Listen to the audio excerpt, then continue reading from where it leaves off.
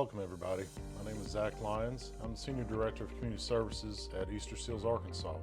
I want to welcome you to our video series of segments that are going to cover topics regarding preserving Medicaid and estate planning that can be unique issues that families may have with having a child with special needs or disability. So we're going to go through this series of different topics, and we hope that it'll end up being a resource for you to address these different issues and gain some insight on that. And today we have here with us Harry Ehrenberg. He's the founder of the Special Needs Estate Planning Taskforce.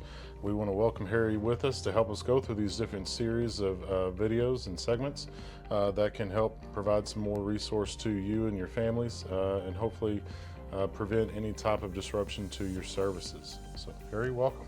Thank you, Zach, and thank you to Easterseals for producing these videos.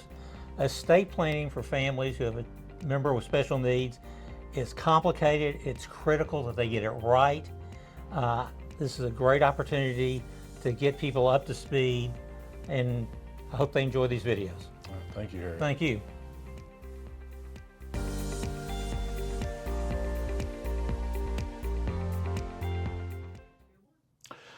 Well, hey everybody, here with Harry Ehrenberg, and this topic that we're going to go into is benefit coordination. So Harry, that's one of the first things I've heard you say when I've met with you before is benefit coordination, and you explain how important that is and kind of what the process is. So can you walk us through that? Certainly, and that's why we have this chart here. If you know where your child falls on this chart, you'll know what to do. On the left side in the red are monthly income disability benefits, Social Security, disability, and SSI. On the right is Health Insurance Act. That would be Medicare and Medicaid.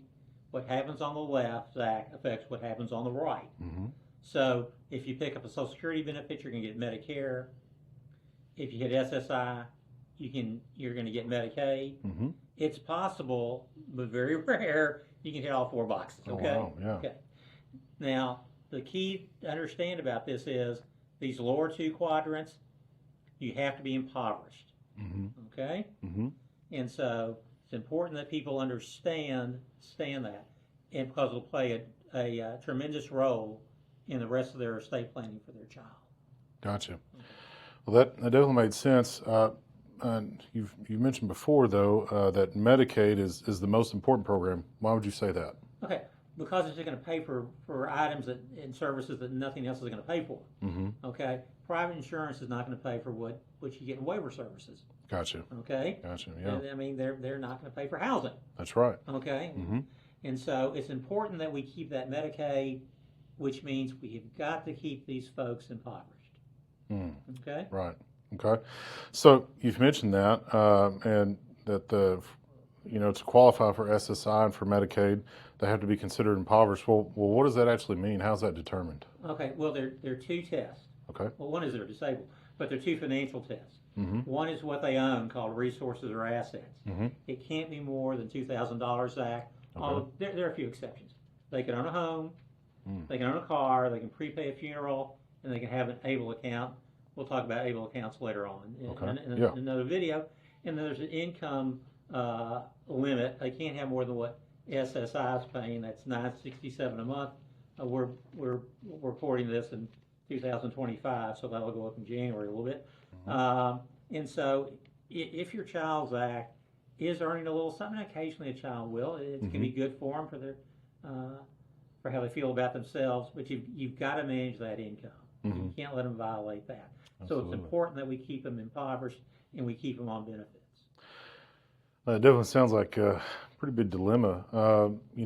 Saying you've got to keep them within that, and they're only getting $967 a month, and I think we both know that's not enough to live on. So, how do they handle that dilemma, and without putting the benefits at risk?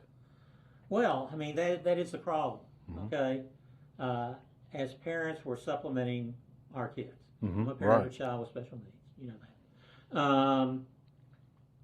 So my problem becomes this: how can I leave anything for my child without violating the $2,000 rule? Right. Okay. Yeah. And there's only one legal way to do it, and that's a third-party special needs trust. Okay. And we'll get to that in another video. That's right. So stay tuned. We're going to get into special needs trust in the next one. Thanks a lot, Zach. Thanks, Harry.